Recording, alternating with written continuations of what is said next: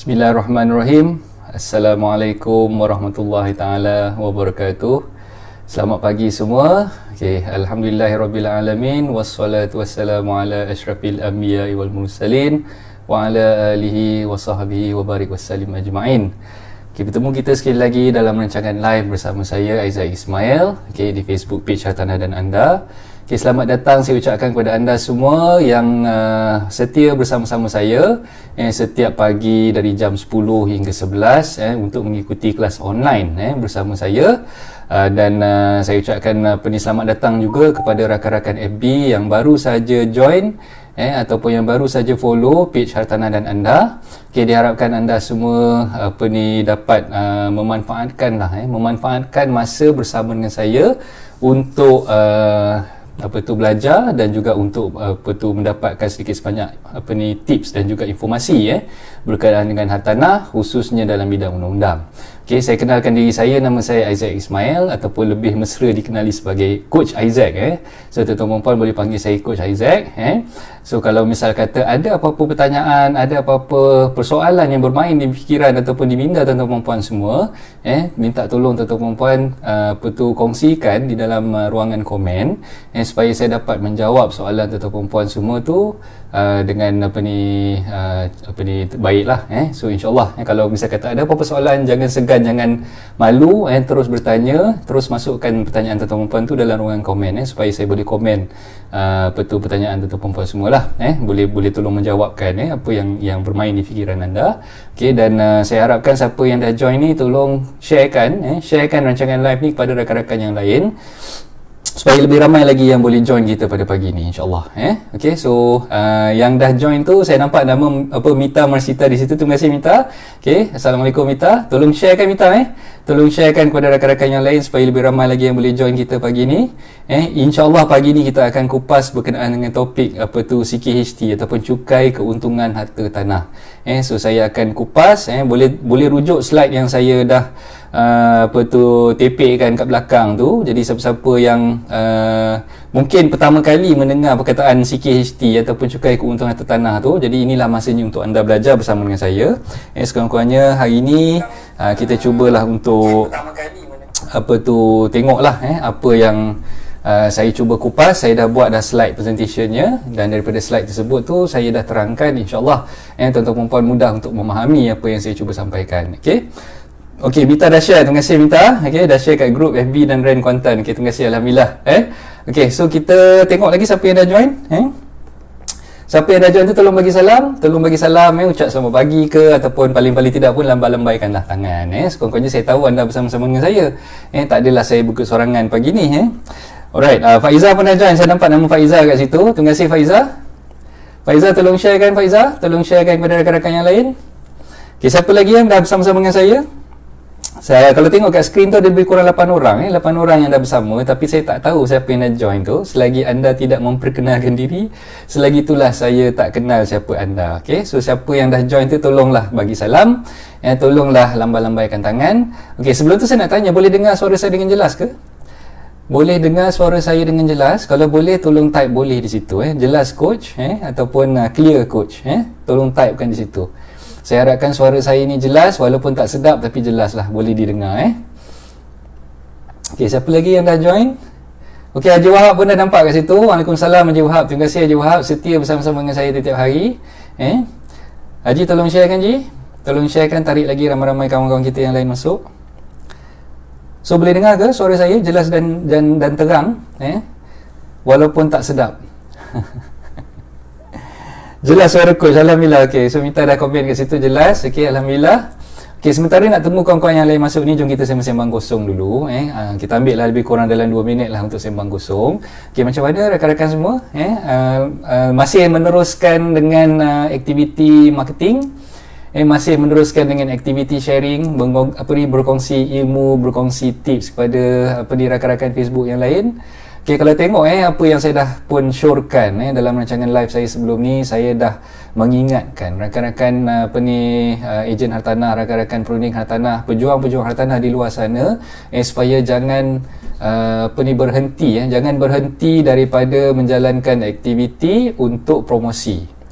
teruskan promosi, teruskan promosi dan teruskan promosi. Jangan berhenti Okey, sementara nak tunggu rakan yang lain masuk tu, minta tolong tunggu sekejap sebab saya ada perkara yang saya nak selesaikan. Sekejap lagi saya akan bertemu dengan tuan-tuan puan-puan semua sekejap.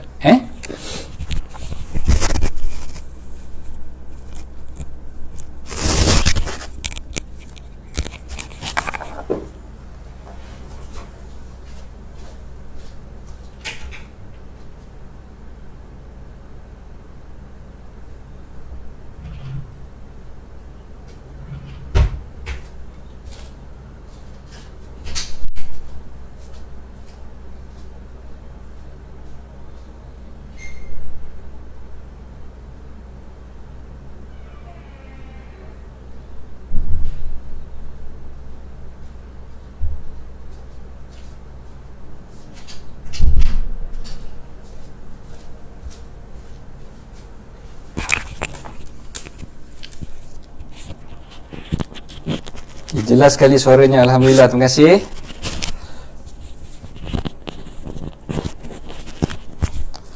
Okey, masing-masing dah bersedia dengan e-book masing-masing. Kalau tak bersedia pun tak apa, kita boleh tengok boleh tengok slide yang saya dah kongsikan di situ.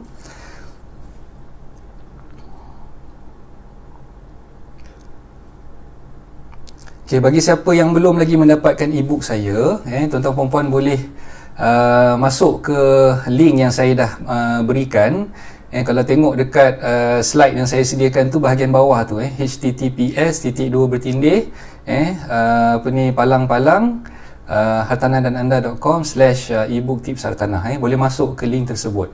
Saya akan berikan e-book tersebut secara percuma. Saya akan emailkan kepada tuan-tuan puan-puan semua. Jadi pastikan tuan-tuan puan-puan bila nak masukkan maklumat, nama, email address dan juga nombor telefon tu, masukkan maklumat yang betul lah. Jangan bagi maklumat yang salah ataupun tersilap type. Even satu huruf tersalah pun e-book tu tak sampai kepada tuan-tuan puan. Sebab saya akan emailkan e-book tersebut kepada tuan-tuan puan sejurus selepas saya mendapat maklumat tersebut. So inilah teknik yang saya panggil sebagai landing page. Kalau tuan-tuan puan belum pernah ataupun mungkin tak biasa lagi dengan landing page tersebut, biasanya kita akan gunakan landing page tu untuk menyebarkan apa-apa maklumat. Seterusnya kita akan dapatkan leads ataupun dapatkan informasi daripada siapa-siapa yang dah masuk ke landing page tersebut setelah mereka menghantar borang yang telah diisi untuk saya dapatkan maklumat dan mengumpul database tuan-tuan puan semualah. So dengan apa yang saya panggil database tadi tu, sebenarnya database tersebut akan saya gunakan untuk menyebarkan maklumat. Jadi rakan-rakan yang mungkin dah pun berada dalam database saya, especially untuk rakan-rakan perunding hartanah, secara consistently lah, insya-Allah saya akan teruskan dengan menghantar email email yang kita panggil sebagai newsletter lah. Saya akan hantar newsletter setiap minggu, insya-Allah. Okay, jadi kalau tengok dalam beberapa minggu kebelakangan ni, saya telah pun sharing kepada anda yang ada di dalam database tersebut, yang ada di dalam newsletter chain tersebut, maklumat-maklumat yang berkenaan dengan hartanah, tips-tips motivasi, tips-tips hartanah dan sebagainya, saya dah pun kongsikan melalui email newsletter tersebut lah. Jadi siapa yang belum check inbox tu, boleh tolong check inbox masing-masing. Okay, alright, so siapa lagi yang dah join ni? Okey, saya nampak lebih kurang ada 8 orang. Okey, tak apa, kejap lagi. Siapa-siapa yang dah masuk tu tolong sharekan. Okey, insya-Allah kita boleh teruskan dengan kelas kita pada pagi ni. Okey, berkenaan dengan cukai keuntungan harta tanah ataupun CKHT. Ataupun dalam bahasa Inggerisnya kita panggilnya sebagai Real Property Gains Tax ataupun RPGT. Okey, so jangan confuse. CKHT dan RPGT adalah perkara yang sama. Real Property Gains Tax dalam bahasa English, dan CKHT itu cukai keuntungan harta tanah dalam bahasa Melayu lah. Okey, jadi untuk urusan jual beli hartanah, tuan-tuan puan perlu faham tanggungjawab untuk menghantar serah CKHT form ni ataupun borang CKHT ni adalah tanggungjawab yang dikenakan ke atas kedua-dua pihak, iaitu pihak pelupus sebagai penjual dan juga pihak pemeroleh sebagai pembeli. Okey, jadi kalau tengok kat slide saya tu, CKST atau RPJT adalah cukai yang perlu ditanggung oleh penjual. Yang menanggung CKST ni bukannya pembeli tapi penjual. Dalam bahasa CKST kita panggil penjual tu sebagai pelupus. Sekiranya pelupus tersebut mendapat keuntungan lah dalam transaksi jual beli hartanah yang dia jual. Okey, kalau misal kata pelupus menjual hartanah tersebut, setelah menjual tidak dapat apa-apa keuntungan, sama ada dia rugi ataupun harga yang dia jual tu at par bersamaan dengan harga masa dia peroleh, masa dia beli dulu, makanya cukai keuntungan hartanah ataupun CKST tu tidak dikenakan ke atas pelupus ataupun penjual tadi itulah. Jadi kena faham bila kita jual hartanah kita, jual pula ada keuntungan, dengan keuntungan yang kita dapat tu perlu melunaskan ataupun menjelaskan cukai keuntungan hartanah yang dikenakan oleh pihak LHDN. Jadi yang kita nak kena bayar CKST ni adalah kepada pihak LHDN, Lembaga Hasil Dalam Negeri. Okey. So ia adalah berdasarkan kepada Akta Cukai Keuntungan Harta Tanah, Akta CKHT 1976. Okey, yang mana di dalam akta tersebut telah memperuntukkan cara bagaimana cukai keuntungan harta tanah tu dikira, dan juga tempoh masa ataupun bagaimana bayaran cukai keuntungan harta tanah tu perlu dibayar oleh pelupus kepada Lembaga Hasil Dalam Negeri lah.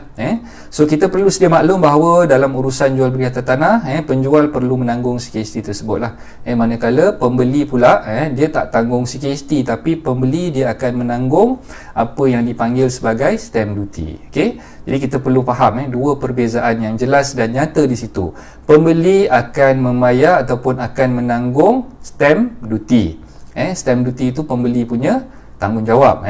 Manakala pelupus ataupun penjual dia akan menanggung CKHT. Jadi itu adalah tanggungjawab bagi pihak penjual. Okey, right? So setakat ni ada apa-apa nak tanya ke?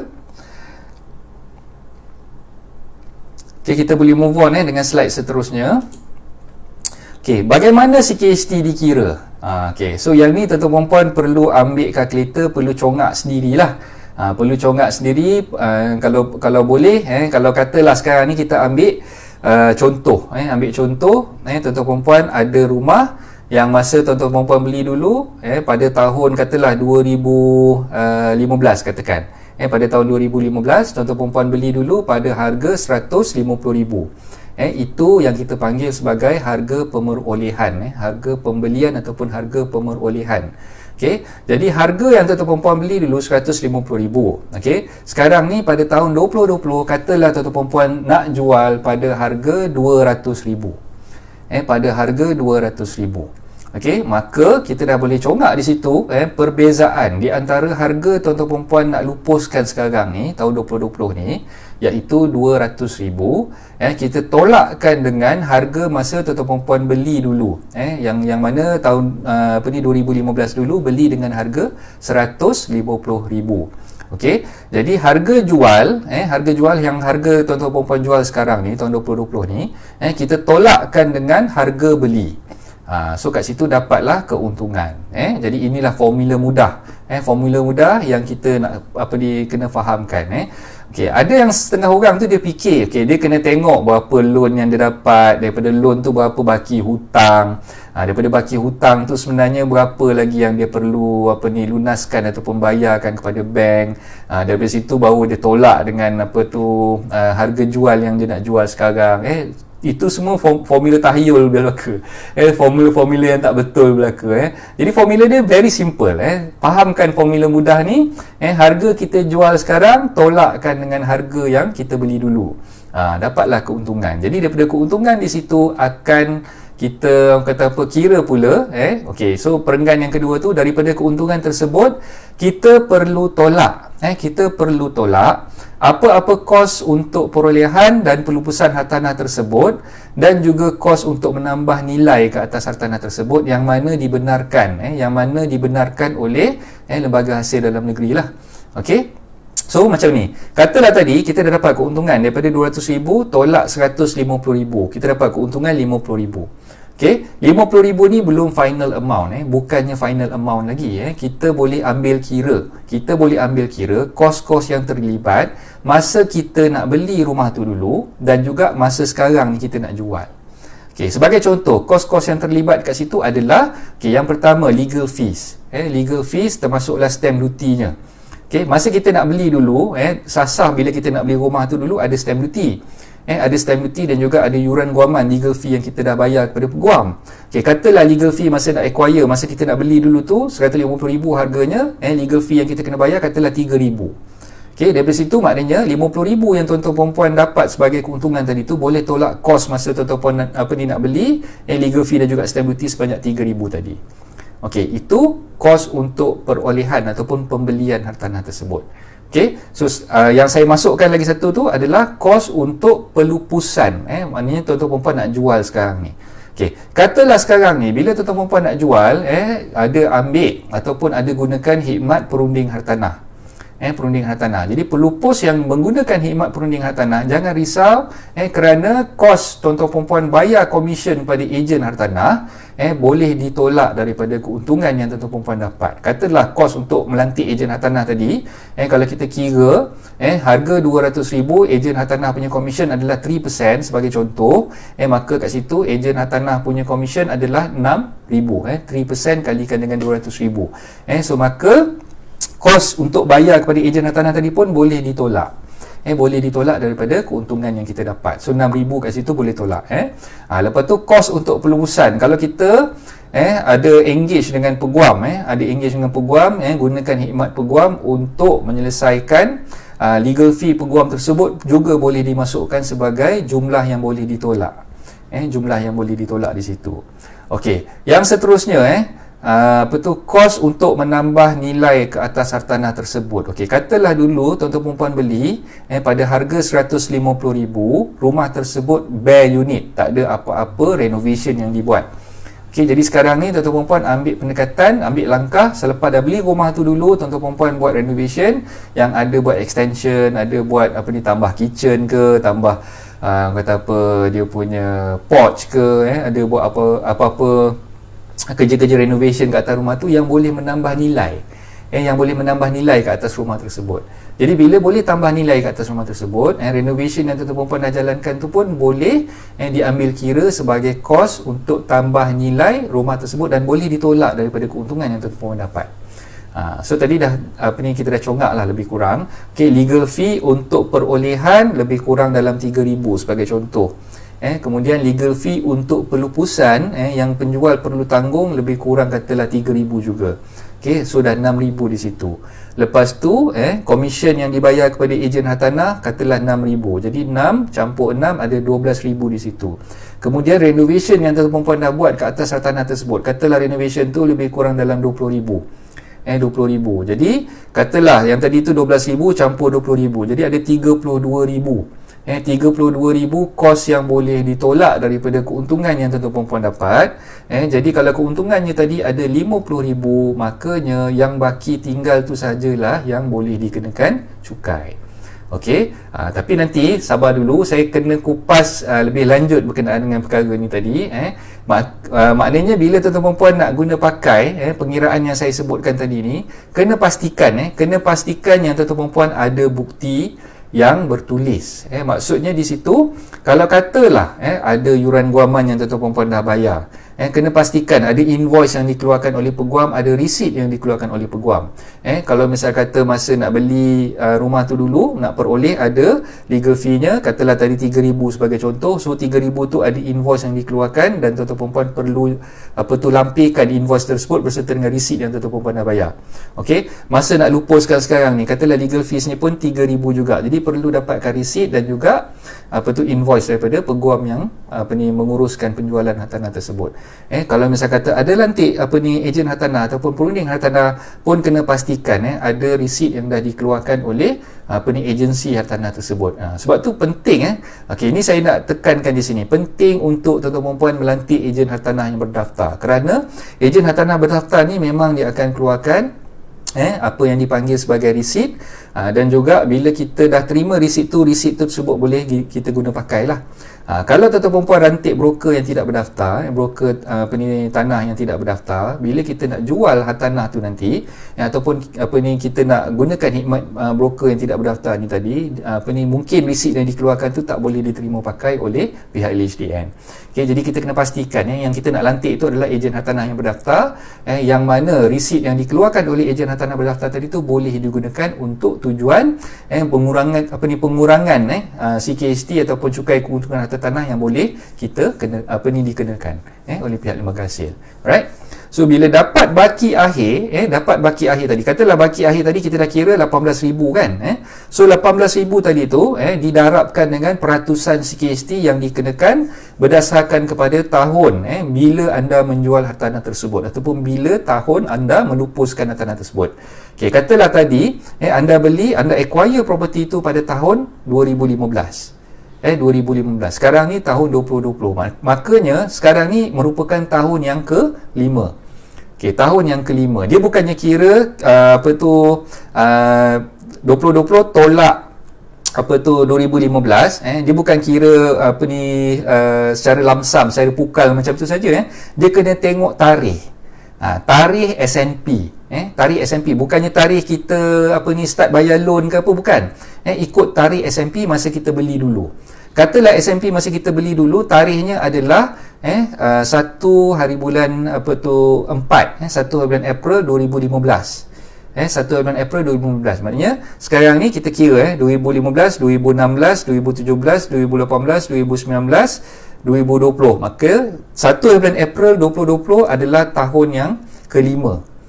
Tahun yang kelima. Di dalam tahun yang kelima. Maka kalau bisa kata di dalam tahun yang kelima, nanti kita rujuk slide saya yang seterusnya. Kita tengok percentage berapa pengiraan cukai yang boleh dikenakan kepada pelupus kalau dia lupuskan hartanah tersebut pada tahun yang kelima.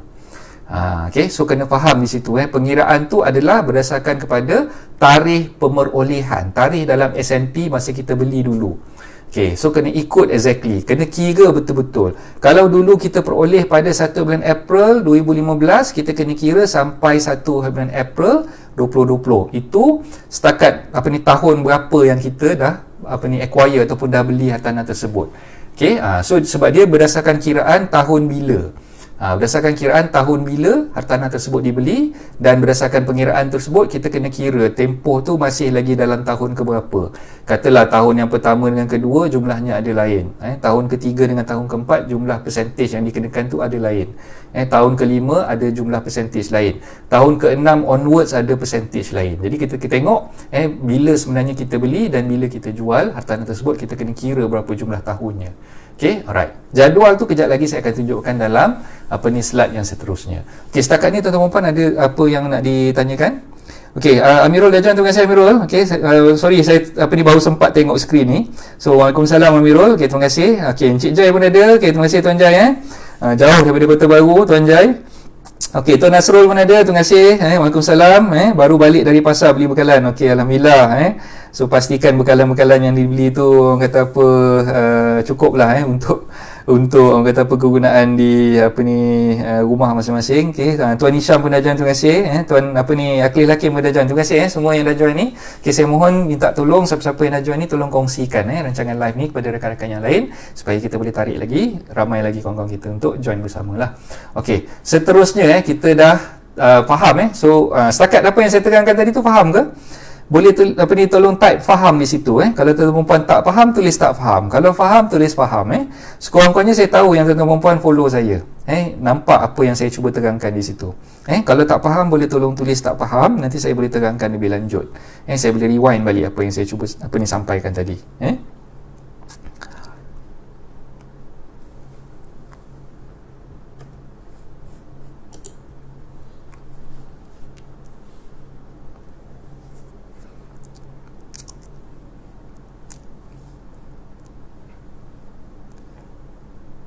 So macam mana? Ada respon daripada rakan-rakan semua? Minta tolong type faham di situ sebab saya nak bergerak kepada slide yang seterusnya. Kalau tak faham, tolong tulis tak faham. Jadi saya boleh rewind balik, saya boleh ulang balik apa yang saya sampaikan tadi.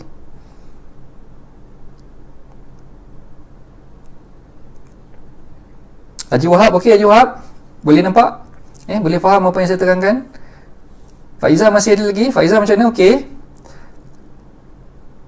Mita ada lagi, Mita? Macam ni Mita? Okey. Faham ke apa yang saya terangkan tadi?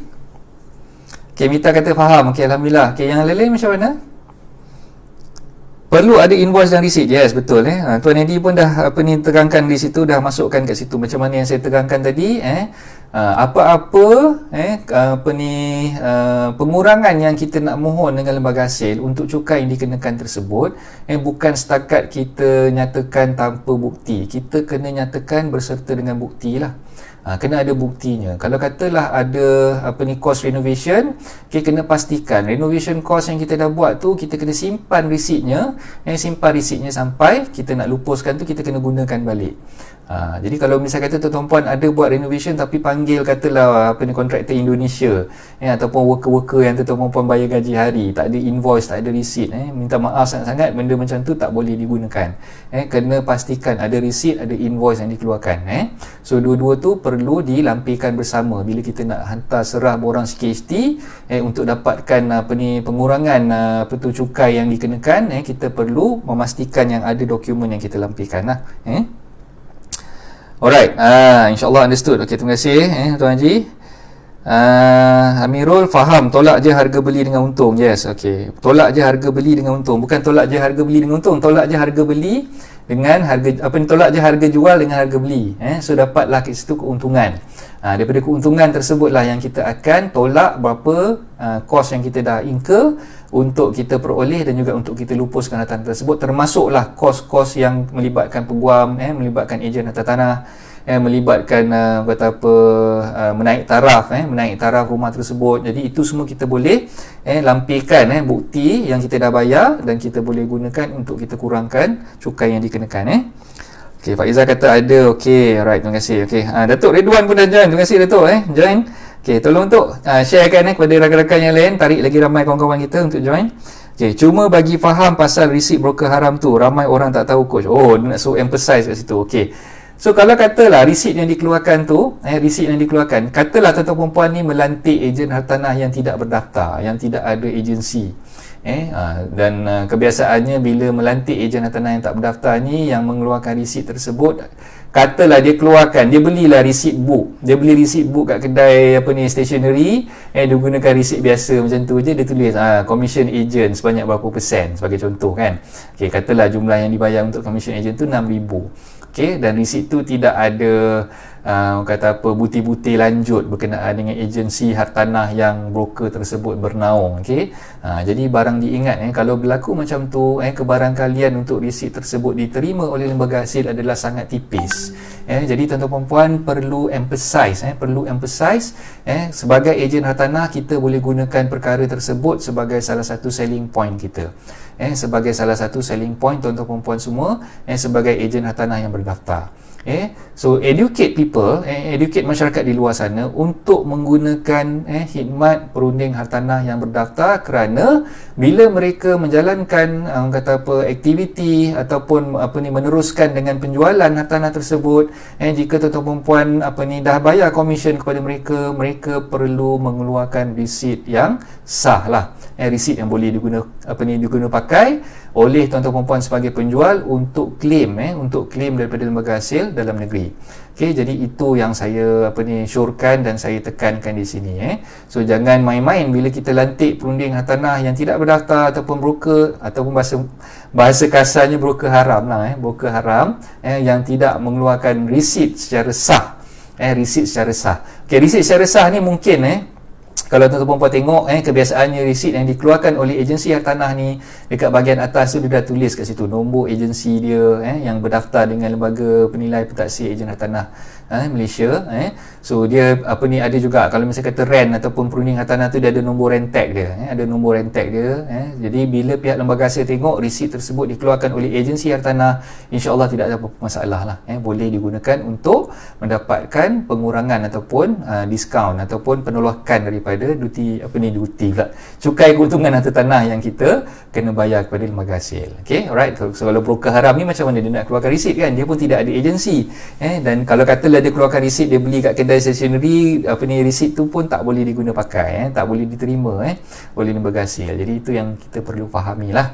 Alright. So, renovation boleh. Yes, renovation memang boleh, Pak Izzah. So, renovation pun kena perlu pastikan ada receipt, ada invoice yang dikeluarkan oleh kontraktor yang kita lantik. Dan perlu disimpan. Kalau katalah renovation tu tuan puan buat tahun 2015. Kebanyakan daripada kita ni mengalami masalah kegagalan untuk menyimpan receipt ataupun invoice ataupun voucher yang dikeluarkan oleh kontraktor. Dan ada setengah kita ni dia tak buat filing, jadi penjual-penjual tanah di luar sana, saya nak ingatkan, bila nak buat urusan untuk CKHT ni nanti, anda perlu korek balik file-file lama tu, kena check balik dokumen-dokumen tu simpan kat mana. Kalau misalnya kata ada perlu dilampirkan. Jadi mulakan daripada sekarang. Kalau anda berhajat untuk menjual hartanah anda, dan dalam masa yang sama ada keuntungan yang diperolehi daripada penjualan hartanah tersebut, jadi kena pastikan dokumen-dokumen berkenaan dengan renovation rumah, legal fee yang dah dibayar kepada peguam, stamp duty yang dah dibayar kepada lembaga hasil, receipt yang dikeluarkan oleh agensi hartanah untuk tuan-tuan puan bayar komisen mereka, ini semua perlu dilampirkan dan perlu disimpan dengan kemas. So bila kita nak gunakan tu nanti kita dah tahu dah nak cari kat mana, kita tak payah nak susah-susah lagi dah. So semua dokumen ni kena pastikan ada dalam simpanan tuan-tuan puan semua. Alright.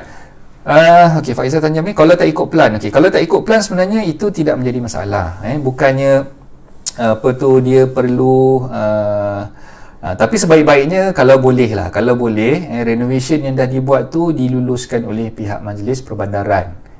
Itu kalau boleh, lebih bagus. Kalau misalnya kata tak boleh nak produce, dipanggil sijil kelulusan yang dikeluarkan oleh Majlis Perbandaran pun tak ada masalah sebenarnya. Boleh gunakan invoice ataupun receipt yang dah dikeluarkan oleh kontraktor tu sahaja, tanpa perlu mengemukakan kelulusan ataupun pelan yang dah benarkan oleh pihak Majlis Perbandaran. So soalan Faizah tadi tu saya rasa saya dah jawab. So terima kasih Faizah kerana bertanya. Waalaikumsalam. Hawa pun dah join. Waalaikumsalam Hawa. Alright, so tolong sharekan Hawa, minta tolong ramai-ramai lagi join kita. Tuan Izu Baharin pun dah join. Terima kasih Izu. Tolong sharekan Izu kepada rakan-rakan yang lain. Kita tarik lagi ramai kawan-kawan kita untuk join pagi ni. Alright. So setakat ni apa yang saya jelaskan tadi tu, ada apa-apa soalan lagi berkenaan dengan cara pengiraan tu, formula tu? Siapa yang dah faham, tulis faham. Kalau yang terlepas tu nanti minta tolong rewind balik. Rewind balik apa yang saya cuba sampaikan berkenaan dengan cara formula pengiraan CKHT tadi tu. So kalau ada apa-apa pertanyaan boleh tanya dengan saya. Saya move on to our next slide. Alright, so kita teruskan. Inilah dia kadar pengiraan CKHT yang dikenakan oleh pihak lembaga hasil dalam negeri mengikut table yang terkini. Table ni dikeluarkan pada 2018 kalau tak silap saya. 2018. Pada 2018 pengiraannya adalah seperti berikutlah. So kalau ikutkan status pengiraan percentage untuk CKHT ni dia berubah-ubah. Kenapa saya cakap berubah-ubah? Dia tengok kepada bajet dan juga kepada package yang ditawarkan ataupun package stimulus yang ditawarkan oleh pihak kerajaan yang memerintah pada masa itu.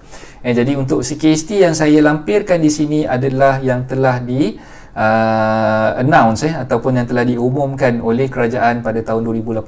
Kalau tak silap saya lah, saya mungkin tersilap, tapi setakat yang saya ingat tahun 2018 itu yang diumumkan tentang pengiraan CKHT berdasarkan jadual yang saya tunjukkan dalam slide ni.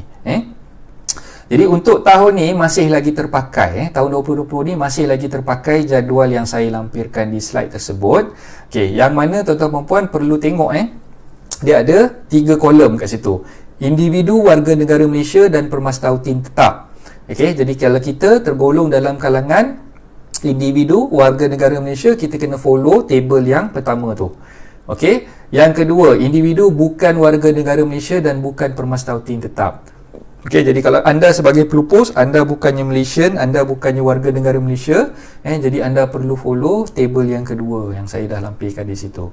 Okey, jikalau anda adalah sebuah syarikat, syarikat dia kena follow table yang ketiga, berdasarkan pada table syarikat tersebut.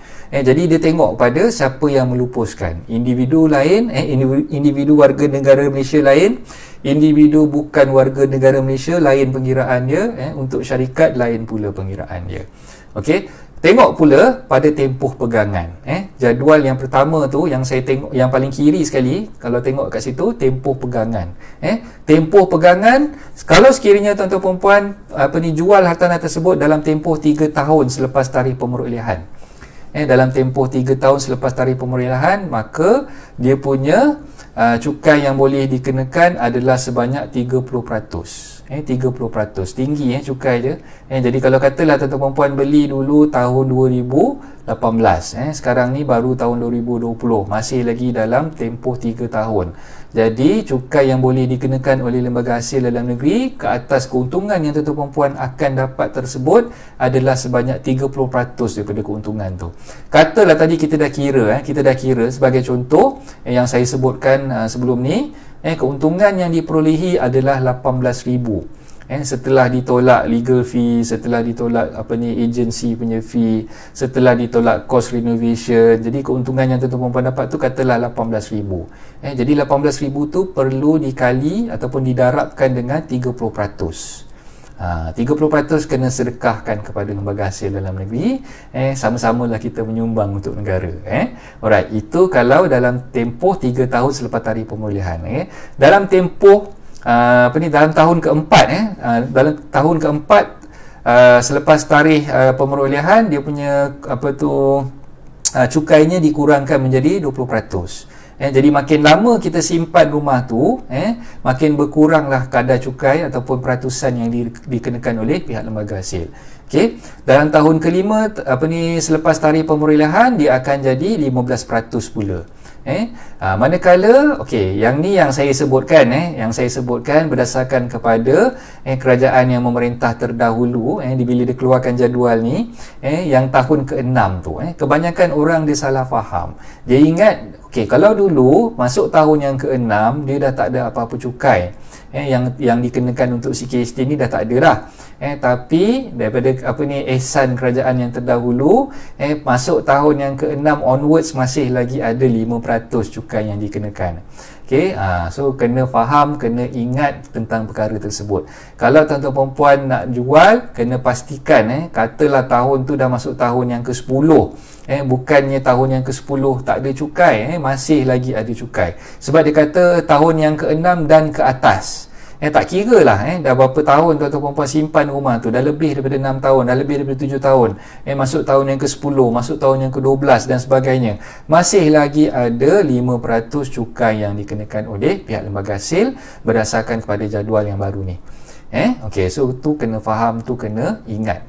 Alright. So untuk individu warga individu bukan warga negara Malaysia, perbezaannya adalah di bahagian kalau tengok kolom yang kedua tadi, 30%, 10%, dia lagi tinggi yang dikenakan cukai ke atas individu bukan warga negara Malaysia lah. Jadi untuk syarikat pula 30%, 20%, 15%, 10%. Tu dia punya pengiraan yang dah ditetapkan lah. Jadi maknanya kalau tuan-tuan perempuan katalah anda sebagai ejen hartanah, anda sebagai ejen hartanah, anda nak bantu penjual untuk menguruskan penjualan hartanah dia, dan dia adalah seorang individu warga negara Malaysia. Jadi boleh rujuk pada kolom yang pertama tu lah, berkenaan dengan cukai yang dikenakan untuk individu warga negara Malaysia. Okey, kita tengok sekejap soalan-soalan yang keluar ni. Okey, terima kasih Tuan Azwan Hartanah pun dah join, Anwar Hanif pun dah join. Okey, baru masuk, tak apa, baru masuk, tak terlambat lagi Tuan Azwan, boleh follow lagi. Okey, tapi renovation rumah tanpa kebenaran majlis susah nak up harga market rumah. Okey, faham. Kebanyakan valuer bank tak terima, valuer loan LPPSA pun tak terima. So nanti owner rumah terpaksa jual rumah dengan harga basic. Yes. Okey, sebab tu bila kita nak jual rumah, okey, dia sebenarnya bila kita nak lupuskan rumah ni, kita nak jual rumah kita, kita kena tengok berapa market value yang ditetapkan ataupun ditentukan oleh valuer. Kenapa market value ni penting? Market value ni lah yang akan support pinjaman ataupun loan yang diperolehi oleh pembeli rumah kita tadi. Jadi kalau katalah kita buat renovation tanpa mendapatkan kelulusan ataupun pengesahan ataupun pelannya tak diluluskan oleh Majlis Perbandaran, ditakuti market value rumah kita nak jual tadi tu akan jadi rendah. Jadi kalau boleh tuan-tuan perempuan sebagai penjual, pastikan tuan-tuan perempuan nak buat renovation kat atas rumah tersebut dulu ada kelulusan yang dikeluarkan oleh pihak Majlis Perbandaran. Kalau tak ada juga, dah tak boleh nak buat apa-apa, sekarang ni pun rumahnya dah siap, dah duduk, dah cantik dah pun, tapi tak pernah pun apply daripada Majlis Perbandaran untuk kelulusan buat renovasi tersebut, jadi kita nak patah balik masa pun dah tak boleh. Ditakuti bila tuan-tuan perempuan nak apply sekarang, baru nak apply, bila rumah tu dah siap baru nak apply, ditakuti kebarangkalian pihak Majlis Perbandaran akan mengenakan penalti pula. Penalti sebab kita tak submit kita punya application untuk buat renovation, dan dalam masa sama kita duduk di rumah yang tidak diakui selamat lah. Sebab Majlis Perbandaran ni kenapa dia minta kita submit application untuk renovation tersebut, kita nak dapatkan pengesahan ataupun kita punya kelulusan daripada pihak Majlis Perbandaran yang mengesahkan rumah tersebut adalah selamat lah. Sebab tu kita perlu dapatkan sijil ataupun pengesahan daripada pihak Majlis Perbandaran yang mengesahkan rumah tersebut dalam keadaan yang selamat untuk didiami ataupun diduduki. Jadi apa yang Mita beritahu tu memang betul. Untuk tujuan valuation memang perlukan biasanya lah kebanyakan daripada pihak valuer bank ni dia perlukan kelulusan yang dikeluarkan oleh Majlis Perbandaran. Kalau tak ada kelulusan daripada Majlis Perbandaran tu agak sukar untuk dapat market value yang lebih tinggi lah. Okey, Hawa beritahu apa ni? Betul tuan, pada bajet 2018. Yes, okey, 2018. Betul tuan, kebanyakan penjual ingat tak kena tax. Okey. So itu yang biasanya lah yang kita sebagai perunding hartanah ni tuan-tuan puan perlu perjelaskan perkara tersebut. So kalau dulu kebanyakan penjual ni diingat okey, masuk tahun ke-6 ni dah tak kena cukai. Jadi sekarang ni tuan-tuan puan perlu jelaskan. Sebagai perunding hartanah yang efisien, yang bertanggungjawab, kita perlu educate mereka. Ini dah jadi satu point lagi ni. Satu point untuk tuan-tuan puan hebahkan kepada prospek-prospek penjual di luar sana yang mana ilmu ni perlu disampaikan kepada mereka. Sekurang-kurangnya mereka tahulah. Sekurang-kurangnya mereka tahu pada tahun ke-6 ke atas masih lagi ada cukai CKST yang dikenakan oleh lembaga hasil. Okey. Bila kita kirakan baru faham tiada keuntungan dan tak jadi jual. Oh pula. Tak jadi jual pula. Bukan maksudnya kita nak menakutkan diorang, tapi kita perlu perjelaskan kepada diorang. Okey, kalau misal kata dalam slide saya yang seterusnya ni nanti, saya akan terangkan bagaimana tuan-tuan puan boleh educate mereka yang mana kalau mereka menjual rumah ni kali pertama, mereka boleh mendapat pengecualian CKHT. Okey, dalam slide saya yang berikutnya saya akan terangkan. Okey, cuma sekarang ni just nak bagi tahu dengan diorang. Sebenarnya kadar pengiraan cukai berdasarkan kepada table yang saya dah sharekan ni, itulah sebenarnya kadar CKST yang boleh dikenakan ke atas penjual tu sekiranya dia nak menjual ataupun nak melupuskan hartanah tersebut sekarang lah, berdasarkan pada jumlah tahun. Tengok tahun bila yang dia nak jual tu, dan itu peratusan yang dikenakan tu berbeza-beza lah. Alright, Amirul pernah dapat rumah renovation tak ada plan, buyer untung lah. Yes, okay. So maknanya kalau misalnya kata tak ada plan renovation tu, dikuatiri kalau untuk purpose nak buat CKST submission ni, renovation punya akuan tu ataupun kelulusan daripada majlis tu, yang tu tak timbul, isu tu tak timbul. Yang kita risaukan adalah berkenaan dengan market value lah. Kalau valuer tu jenis valuer yang strict, dia nak tengok ada kelulusan daripada Majlis Perbandaran, tak boleh tidak kita kena lampirkan juga sebagai penjual, kita kena lampirkan untuk uplift kita punya market value ataupun penilaian hartanah rumah tersebut lah. Itu kalau misal kata value tu perlukan. Alright. Oh, sahabat saya Tuan Haji Khairul Azhar Samsudin dah join. Terima kasih Tuan Haji.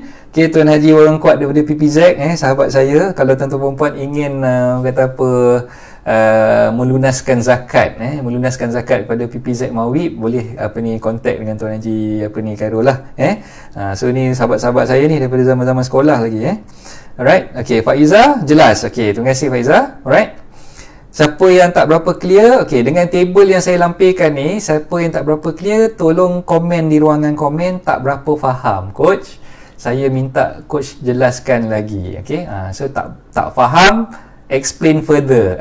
Okay, so tolong komen di ruangan komen supaya saya tahu tuan-tuan perempuan mengikuti apa yang saya sampaikan ni ataupun mungkin tak clear dengan penerangan yang saya cuba sampaikan. Terima kasih Taufik, terima kasih Tuan Taufik di SMP.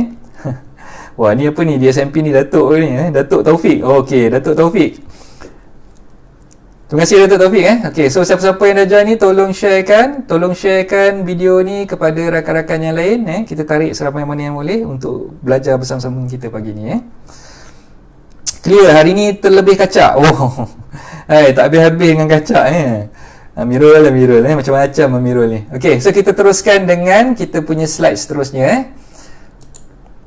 Okey. Penyempurnaan borang CKHT. Okey, so macam mana kita nak sempurnakan, kita nak hantar serah borang CKHT ni? Okey, dalam slide ni saya akan terangkan lebih lanjut kepada tuan-tuan puan semualah.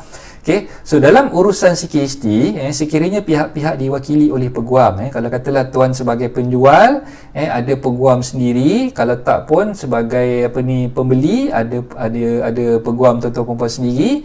Jadi maknanya setiap peguam yang mewakili pihak tuan sebagai penjual ataupun sebagai pembeli tadi, mereka yang akan kemas kini, mereka yang akan mengisikan borang dan mereka yang akan menghantar serah borang CKHT tersebut kepada pihak lembaga hasil dalam negeri.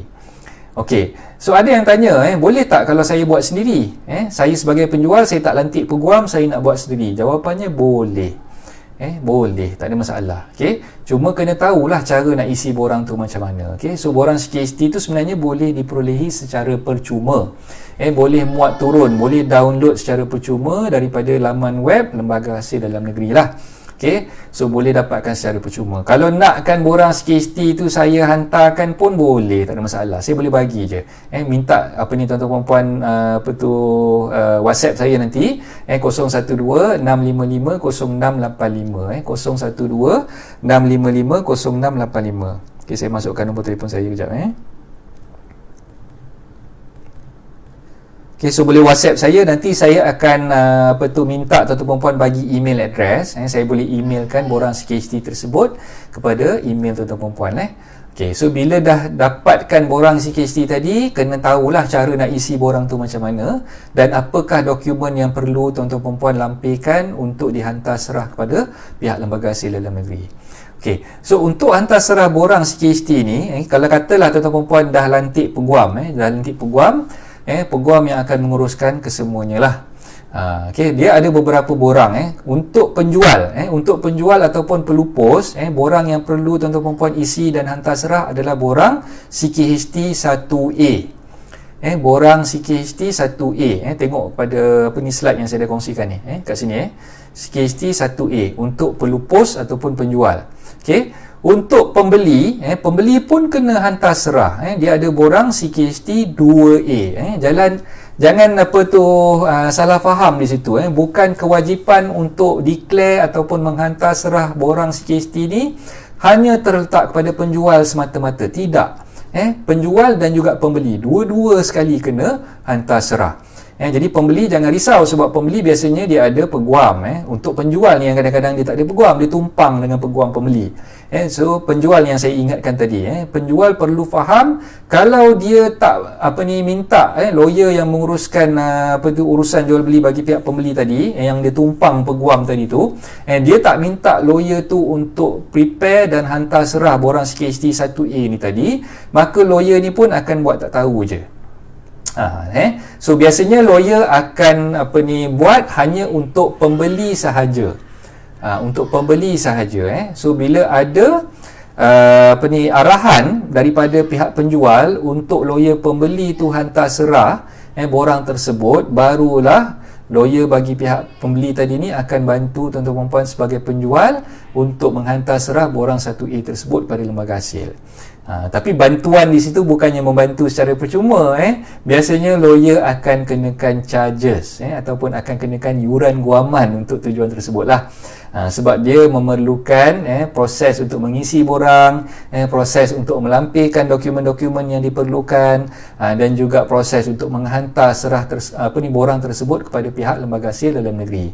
Jadi kalau tanya saya berapa kos yang dikenakan, okey, ranging harga yang biasanya lawyer kenakan tu untuk satu borang adalah lebih kurang dalam 300. Untuk satu borang CKST lebih kurang dalam 300. Itu untuk preparation ataupun untuk menyiapkan borang CKST 1A sahaja. Kalau misal kata nak minta lawyer tu dah isikan, hantarkan kepada lembaga hasil, ada lagi kos-kos sampingan ataupun yang dipanggil disbursement lah. Kos sampingan tu termasuklah kos travelling, runner nak pergi ke pejabat lembaga hasil, dan juga kos untuk printing, so gedebak-gedebuk kat situ lebih kurang dalam 500 juga yang tuan-tuan puan perlu bayar kepada peguam. Kalau nak lantik peguam pembeli untuk yang tuan-tuan puan tumpang tadi tu untuk menjalankan urusan submission borang CKST 1A tadi. Jadi untuk pembeli, biasanya pembeli punya lawyer ni, pembeli tak perlu nak arahkan, dia dah tahu dah dia kena buat perkara tersebut. Kalau tuan-tuan puan lantik peguam yang memang mahir dalam bidang conveyancing ataupun dalam bidang hartanah ni, peguam tersebut dah tahu dah nak buat apa, dan borang CKST 2A ni memang lawyer yang tuan-tuan puan sebagai pembeli lantik, dia yang akan sempurnakan dan juga akan hantar ke lembaga hasil dalam negeri lah. So itu memang dah lumrah dan menjadi kebiasaan. Kita sebagai peguam kita dah tahu dah nak buat macam mana lah. Okey. So borang 1A untuk penjual, borang 2A untuk pembeli. Pembeli kat sini pun saya takrifkan sebagai pemeroleh, sebab dalam borang CKST itu dia tak tulis pembeli, dia tulis sebagai pemeroleh. Penjual tu pun dia tak tulis sebagai penjual, dia tulis sebagai pelupus. Sebab tu saya tulis slash kat situ, pelupus / pemeroleh. Okey. Okey, Tuan Iman pun dah join. Terima kasih. Iman Lukman Ho, sedap nama Tuan Iman ni. Okey, Tuan Iman, terima kasih kerana join kita pada pagi ni. Alright, so kita teruskan dengan C, borang CKST 3. Borang CKST 3 ni untuk apa? Borang CKST 3 ni, kalau tuan-tuan perempuan sebagai pelupus ataupun sebagai penjual yang ingin memohon pengecualian cukai keuntungan harta tanah sekali seumur hidup. Okey. So kena faham di situ. Kalau kata tuan-tuan puan nak mohon untuk dapatkan pengecualian cukai, tak nak bayar cukai keuntungan harta tanah kepada lembaga hasil dalam negeri. Jadi tuan-tuan puan selain daripada kena submit borang 1A kepada lembaga hasil, kena juga prepare dan juga submit kepada lembaga hasil borang 3. Borang CKST 3 perlu disempurnakan oleh penjual ataupun pelupus sekiranya pelupus ingin memohon pengecualian CKST. Itu yang saya tuliskan di C tu, dekat perenggan C tersebut. Jika pihak penjual memilih untuk tidak diwakili peguam, maka urusan penyempurnaan borang CKST tersebut perlu dibuat sendiri oleh pihak-pihak tersebut lah. Oleh penjual dia kena submit sendiri, pembeli dia kena submit sendiri lah. Itu kalau tak ada peguam yang dilantik. Okay, so setakat ni faham ke faham? Boleh follow saya ke? Kalau faham, tulis faham di situ supaya sekurang-kurangnya saya tahu yang tuan-tuan puan faham apa yang saya terangkan. Tuan Haji Khairul okey? Ada lagi Tuan Haji Khairul? Haji Khairul faham ke apa yang saya terangkan? Hawa okey, Hawa boleh follow? Pak Izzah okey? Okey, siapa-siapa yang dah follow, dah faham tu, tulis faham di situ. Tulis faham, jadi saya boleh teruskan dengan slide seterusnya. Kalau tak faham, tulis tak faham, jadi saya boleh ulang balik. Setakat ni faham ke?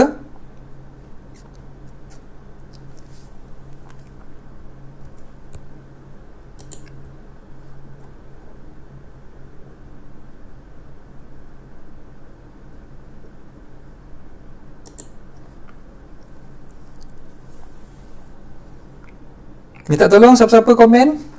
Komen di ruangan komen faham untuk saya teruskan.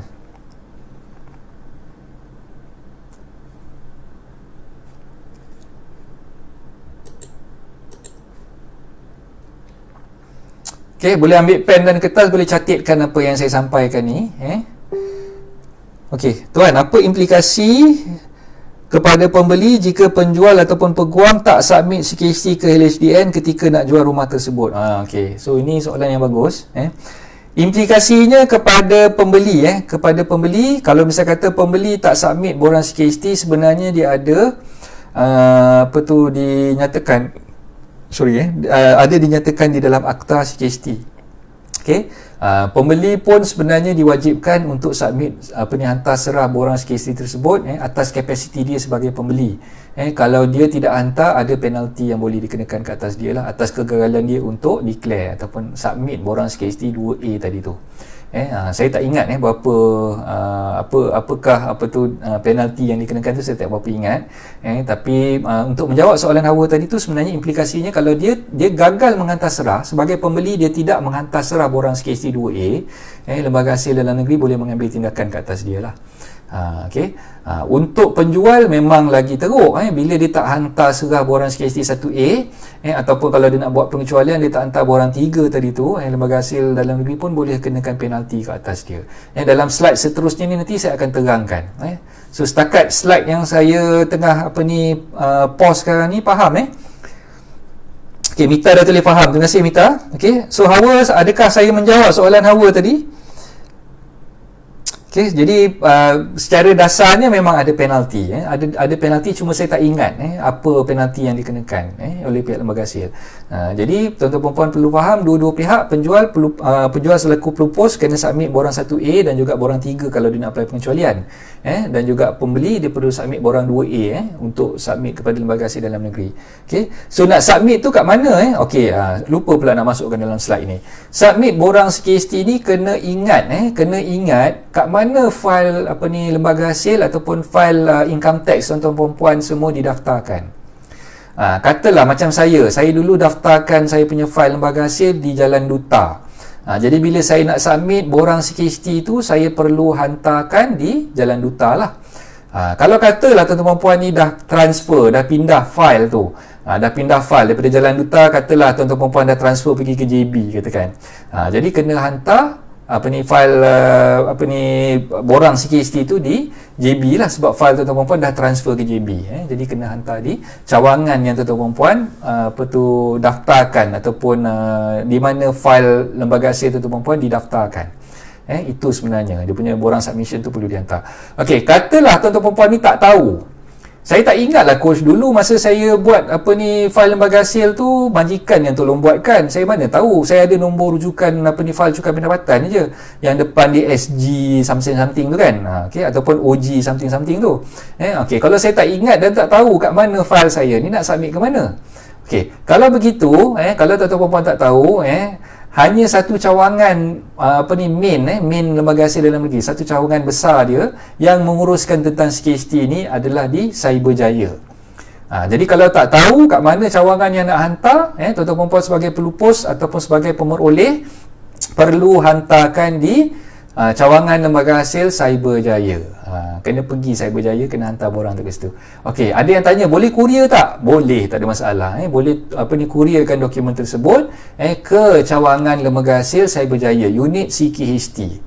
Unit CKHT cawangan Cyberjaya. Kalau tahu file tuan-tuan puan dipegang di cawangan mana, dan terus hantarkan ke cawangan masing-masing lah. Kalau di Johor Bahru, hantar di Johor Bahru. Kalau di Alustar, hantar di Alustar. Macam tu lah. Okey. So itu dia punya penerangan tentang submission tu. Okey. So faham Okey. So awak pun dah tulis faham. Okey, saya teruskan dengan slide seterusnya. Okey.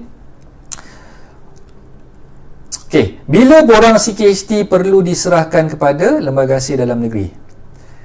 Okey, tadi kita dah terangkan tentang keperluan untuk menyempurnakan borang 1A, borang 2A dan juga borang 3 So sekarang ni persoalannya bila kita perlu submit borang kepada lembaga hasil dalam negeri, borang CKHT ni.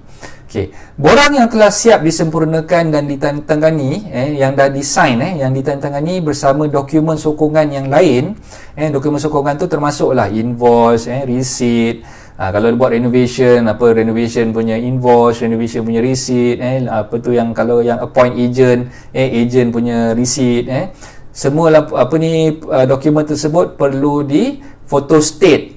Perlu di photostate dan dihantar bersama dengan borang tuan-tuan perempuan tadi tu kepada pihak Lembaga Hasil Dalam Negeri dalam tempoh 60 hari daripada tarikh apa? 60 hari tu kita tengok. Kalau property tu freehold, tidak ada sekatan kepentingan yang mewajibkan ataupun yang memerlukan tuan-tuan perempuan apply consent daripada pejabat tanah, maka 60 hari itu bermula daripada tarikh SNP, tarikh perjanjian jual beli masa tuan-tuan perempuan nak lupuskan sekarang ni. Perjanjian jual beli yang nak lupuskan sekarang ni. Katalah tarikh perjanjian jual beli tu pada 1 bulan April. Jadi perlu submit kepada Lembaga Hasil Dalam Negeri sebelum 1 bulan Jun lah. Dalam tempoh 60 hari. So itu dia punya cut off date dia, bila kita nak kena hantar. Okay, sebab yang ni saya perlu perjelaskan, ada yang salah faham. Dia ingat nak submit CKST ni dia kena tunggu bila kita nak declare kita punya income tax untuk personal tax kita. Biasanya kalau kita declare untuk income tax ni kan requirement by lembaga. Okey, yang sekarang ni tempoh PKP ni dilanjutkan lagi lah kan. Kalau biasanya tu sehingga 31 bulan April ke bulan Mac, saya pun tak ingat. Sebab saya syarikat saya submit bulan Jun.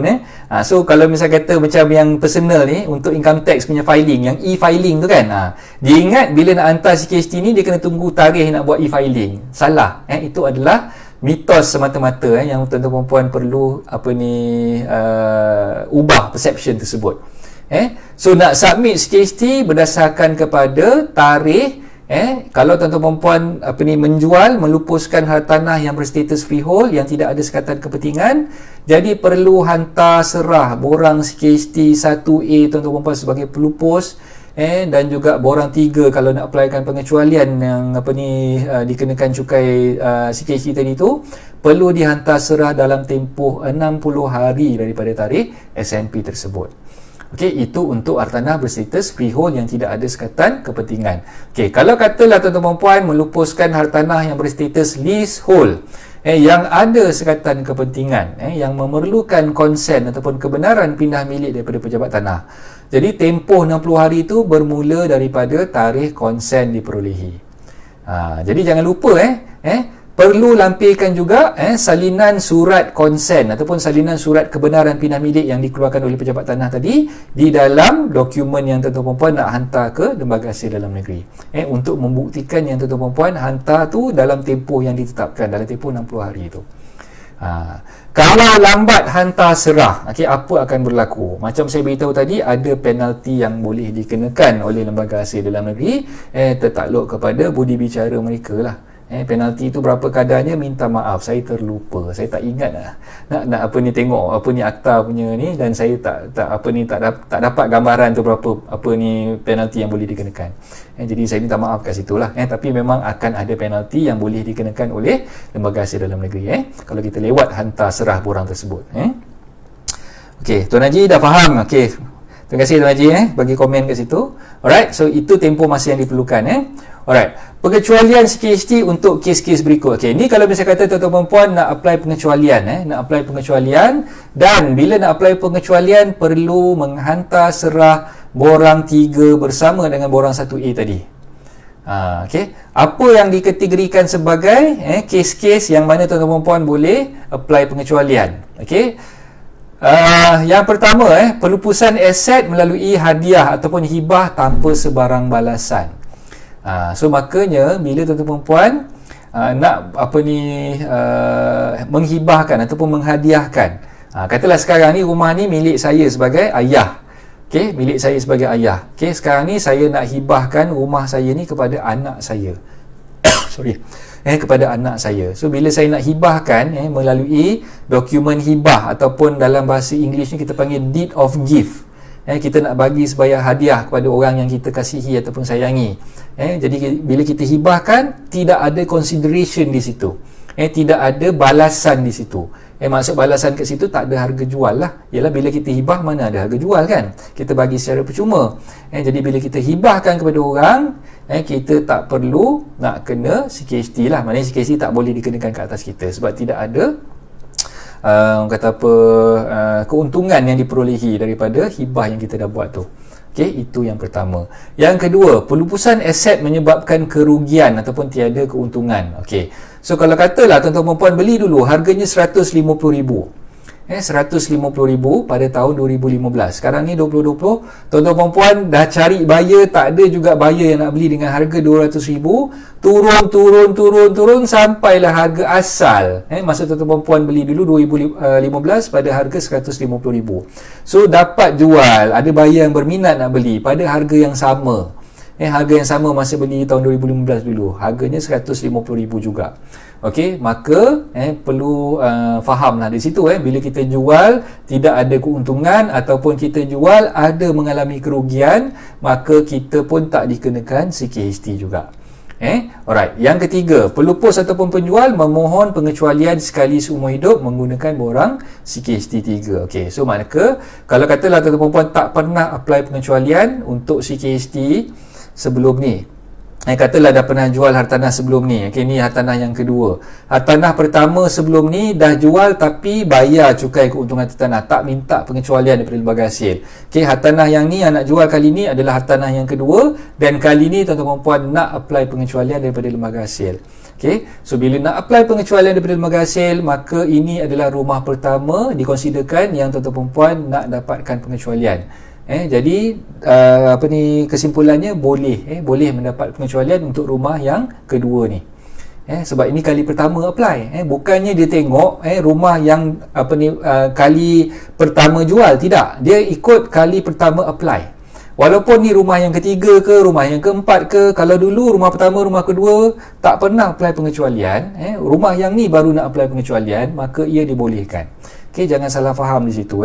Dia tak sama macam peremitan ataupun diskaun untuk stamp duty bagi pihak pembeli.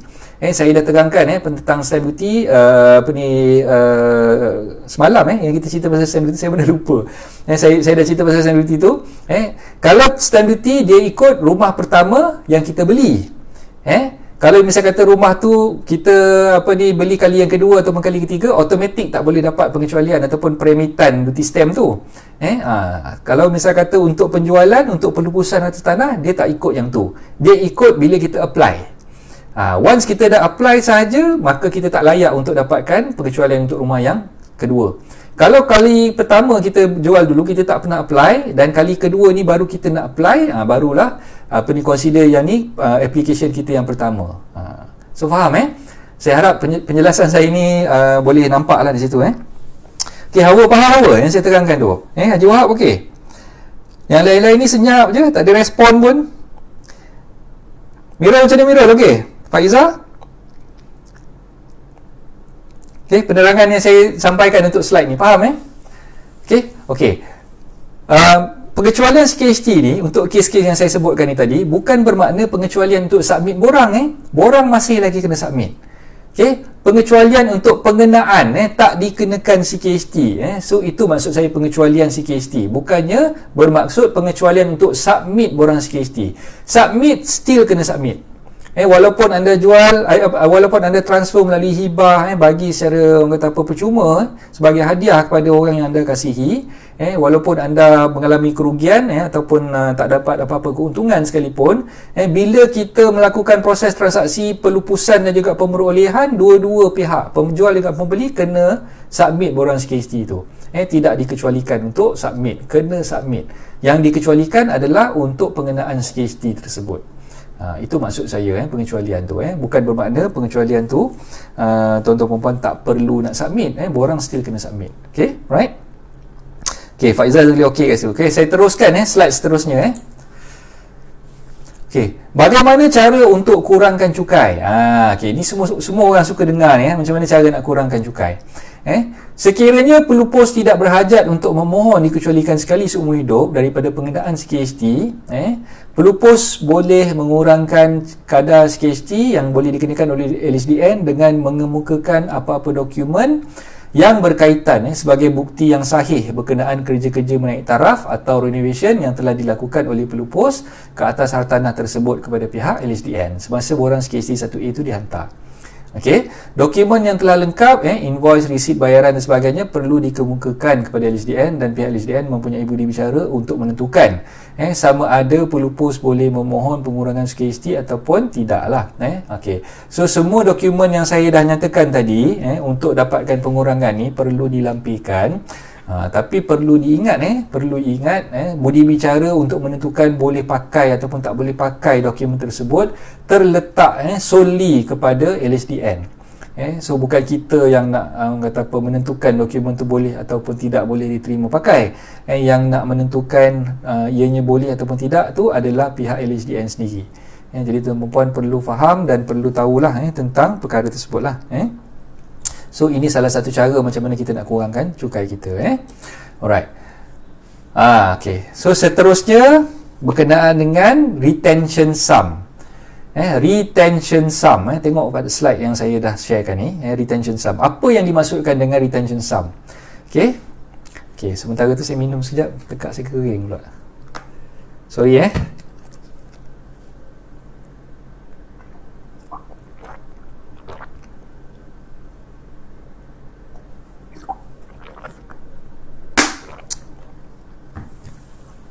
Okey, apa yang dimaksudkan dengan retention sum? Retention sum ni sebenarnya jika pelupus memilih untuk tidak memohon pengecualian CKHT, so maknanya dia tak nak pakai borang 3, dia tak nak apply pengecualian. Pembeli perlu meremitkan, meremitkan ni maknanya mendepositkan, mendepositkan 3% daripada harga beli. Katakanlah tadi harga belinya 100,000, katakan sebagai contoh 100,000, maka pembeli perlu meremitkan 3,000, 3% daripada 100,000 tadi tu kepada Lembaga Hasil Dalam Negeri dalam tempoh 60 hari daripada tarikh perjanjian jual beli ataupun kebenaran pindah milik diperolehi daripada pejabat tanah. Faham tak? Okey, katalah sekarang ni saya sebagai pembeli. Katalah Hawa nak jual rumah Hawa. Hawa nak jual rumah Hawa, saya yang nak beli rumah Hawa tu. Katalah harga rumah yang Hawa tawarkan kepada saya 200,000. So kita masukkan dalam SMP, harga tu 200,000. So bila saya nak beli rumah tu, saya kena bayar deposit, betul tak? Biasanya kita akan bayar deposit berdasarkan kepada 10% daripada harga pembelian kita nak beli tadi. So katalah deposit yang saya perlu bayar kepada Hawa sekarang ni adalah 20,000. Betul sebab 200,000, 10% daripada 200,000 adalah 20,000. So saya nak kena bayar kepada Hawa 20,000. So bila saya nak bayar kepada Hawa 20,000, Hawa cakap kat saya, Isaac, sekarang ni saya tak nak apply pengecualian CKHT. Saya tak nak apply pengecualian CKHT. Saya tak nak submit borang 3 CKHT tersebut. So bila Hawa tak nak submit borang CKHT tersebut, saya sebagai pembeli wajib mengambil portion daripada 10% tu, ambil portion daripada 10% deposit tadi tu, which is 20,000 tadi tu. 20,000 tu sebenarnya saya kena ketepikan. Saya kena ketepikan daripada 20,000 tu sebanyak 3% daripada harga jual, which is 6,000. So maknanya 20,000 saya kena tolak 6,000. 6,000 ni saya tolak, saya kena bayar terus duit 6,000 ni, bukan kepada Hawa tapi bayar terus kepada Lembaga Hasil Dalam Negeri untuk retention sum dia panggil. Untuk retention sum. Saya laju sangat ke? So bayangkan macam ni, duit deposit sepatutnya saya bayar kepada Hawa 10%, 20,000. Tapi disebabkan Hawa tak nak apply pengecualian, Hawa nak bayar CKHT, maka saya sebagai pembeli tak boleh nak bayar 20,000 tu pada Hawa. Saya kena bayar kepada Hawa jumlah sebanyak 14,000 sahaja. Faham tak? 14,000 sahaja saya bayar jumlah tu pada Hawa. Yang 6,000 lagi ni saya tak boleh bayar kepada Hawa, tapi saya kena bayar direct kepada Lembaga Hasil Dalam Negeri untuk tujuan retention sum. Itu yang saya masukkan dengan perenggan pertama tadi tu. So bila nak kena bayar? Dalam tempoh 60 hari selepas perjanjian jual beli itu ditandatangani ataupun dalam tempoh 60 hari selepas konsen ataupun kebenaran pindah milik diperolehi daripada pejabat tanah. Itu yang telah digariskan di bawah Akta Cukai Keuntungan Harta Tanah. Section berapa saya tak ingat, tapi itu antara dia punya kata apa, syarat dia lah. Syarat yang telah ditetapkan untuk retention sum tersebut dibayar kepada Lembaga Hasil. Kebanyakan penjual tak simpan dokumen tersebut termasuk SPA. Ini saya percaya yang untuk dapatkan pengurangan CKHT tadi itulah. Rina Amin dah join, terima kasih Rina Amin. Razi Ikhwan pun dah join, terima kasih Razi. Tolong sharekan video ni kepada rakan-rakan yang lain. Okay, rumah low cost dan rumah bawah 200k boleh minta pengecualian CKT juga kan? Yes, betul. Yang Mita beritahu ni, ini terhad setakat harga rumah 200,000 dan ke bawah, berdasarkan kepada bajet 2020 yang lepas lah. Berdasarkan kepada bajet 2020 yang lepas, boleh dapatkan pengecualian ataupun tak perlu nak bayar CKST sekiranya rumah tuan-tuan perempuan tu dijual berharga di bawah 200,000. Okey, terima kasih Mita. Terima kasih Mita kerana ingatkan saya tentang hal tu. Okey, saya lupa tentang tu, tak masukkan dalam slide. Itu salah satu daripada pengecualian.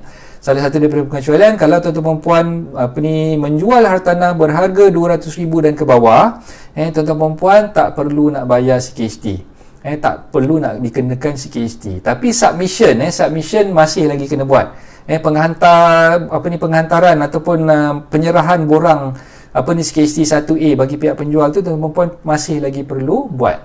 Kena hantar serah kepada lembaga hasil, walaupun rumah tuan-tuan perempuan tu tak kena cukai. Okay, terima kasih Majdah Hamid, isteri tersayang saya. Dah join, okay. Right, so penerangan tentang retention sum ni tadi, penerangan pertama tadi boleh follow saya.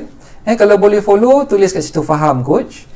Tolong tulis faham coach supaya saya boleh teruskan dengan perenggan yang kedua. So wang 3% tersebut dipanggil retention sum, yang mana LHDN akan gunakan retention sum tersebut untuk melangsaikan CKST yang perlu dibayar oleh pelupus.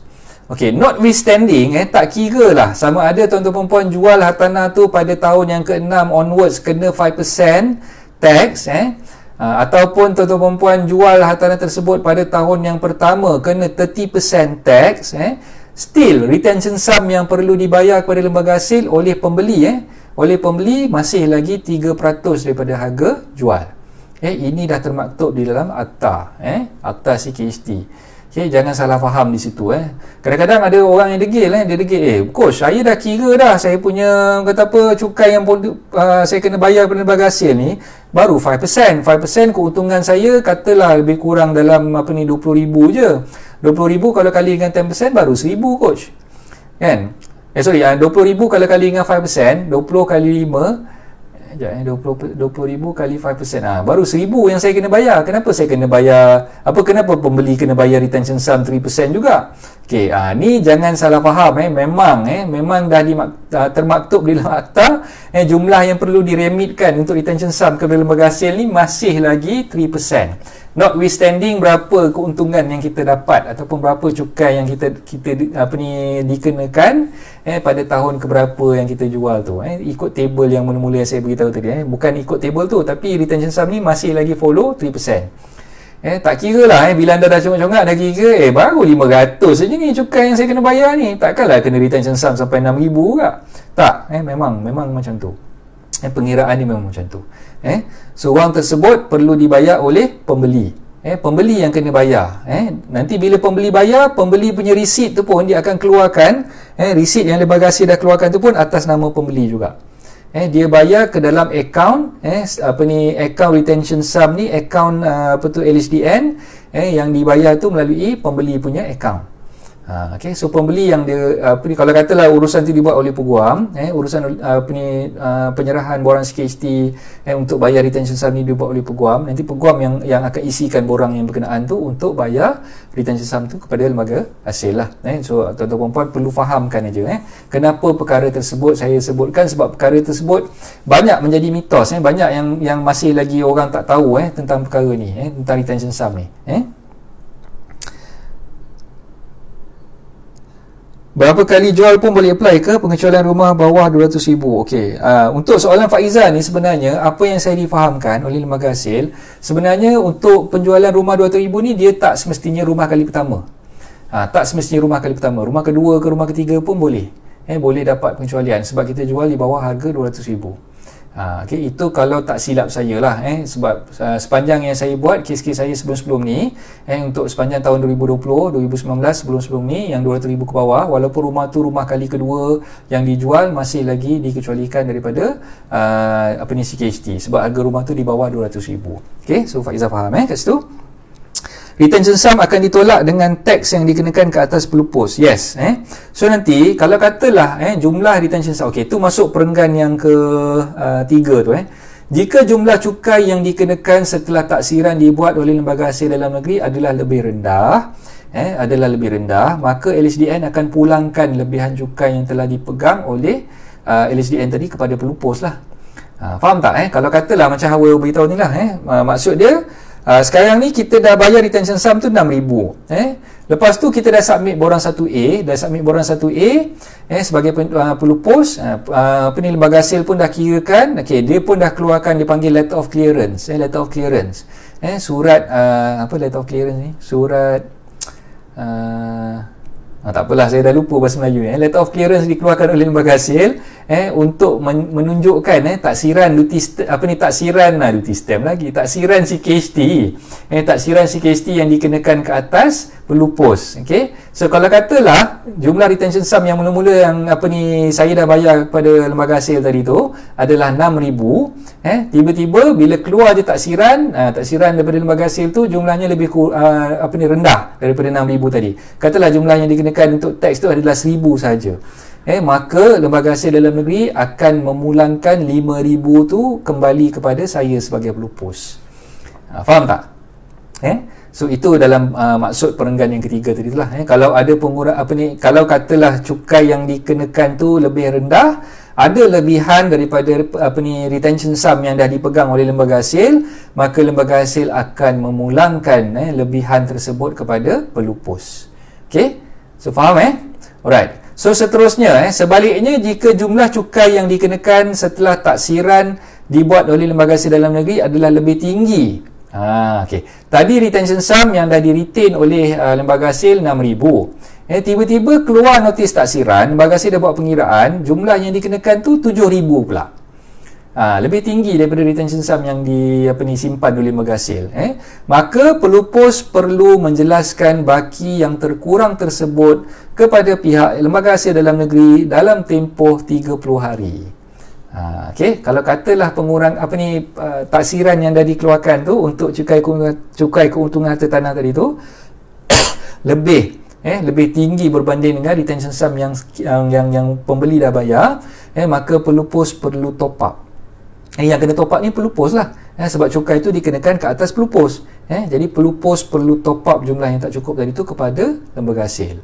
Kalau tak cukupnya 1,000, kena top up lagi 1,000. Kena bayar dalam tempoh 30 hari selepas notis dikeluarkan oleh pihak lembaga hasil. So kena faham right?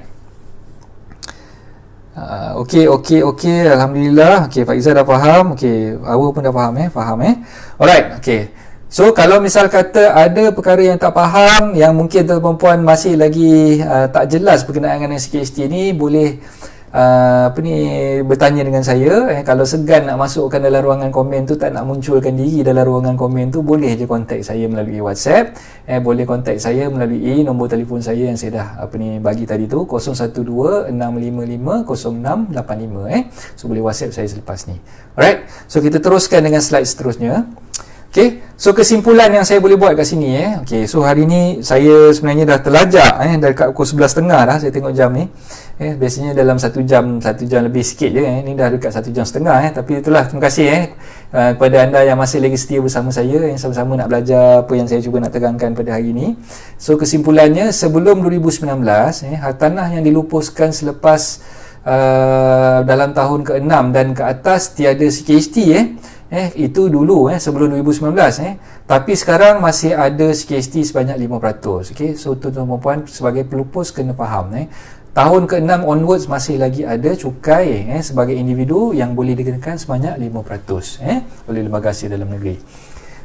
Pelupus boleh mengurangkan kadar cukai jika pelupus mendokumentasikan perkataan tu pun agak berbelit sikit mendokumentasikan setiap perbelanjaan untuk menaik taraf tertinggal K kat situ, menaik taraf hartanah tersebut.